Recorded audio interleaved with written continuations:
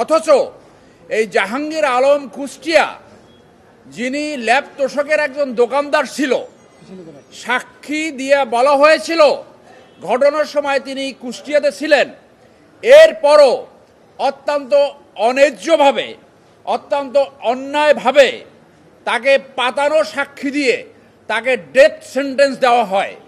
17 বছর তিনি এই কন্ডেম সেলে ছিলেন। আজকে আমরা ন্যায় বিচার পেয়েছি। আমার ডান পাশে যে মেয়েটি আপনারা দেখছেন, তার বয়স ছিল তখন 4 মাস।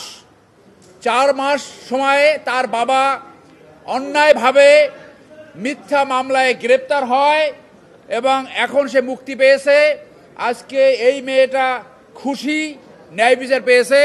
আমার বামে যে রয়েছেন তিনি জাহাঙ্গীর আলমের আপন বোন।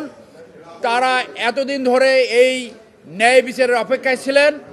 আজকে তারা ন্যায় বিচার পেয়েছে। একেবারে ছোট, 4 মাস যখন বয়স আমার, আমি কথা বলতেও পারতাম না, কথাও শিখিনি, আব্বুকে চিনতামও না, ডাকতেও পারতাম না। তখন থেকে আমার আব্বু নাই।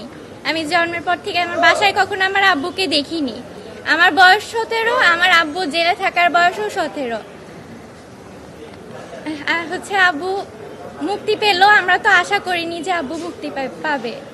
আমাদের দ্বিতীয়ভাবে দেশ স্বাধীন হলো। রাষ্ট্র ব্যবস্থা পরিবর্তনের কারণে আমরা ন্যায় বিচারের আশা করেছি। হ্যাঁ, আর এখন আব্বুকে পেয়ে অনেক খুশি। কে বাবাকে পেয়ে খুশি হবে? সালের যে রায় হয় সেখানে আমরা আমাদের ন্যায় বিচার, প্রত্যাশিত বিচার আমরা পাইনি।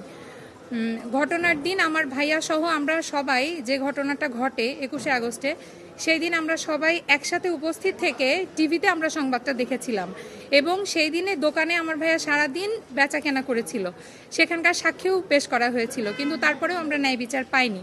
দীর্ঘদিন পরে হাইকোর্টে আপিল করার পরে আমাদের বিজ্ঞ আইনজীবী উনি আমরা সহায়তায় দেশের পট পরিবর্তনে আমরা ন্যায় বিচার পেলাম।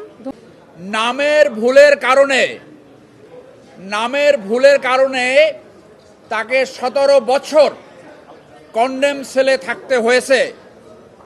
পুলিশ সাক্ষী দিয়ে বলেছে তারা গ্রেপ্তার করেছে জাহাঙ্গীর আলম বদরকে, যার বাড়ি দোহার।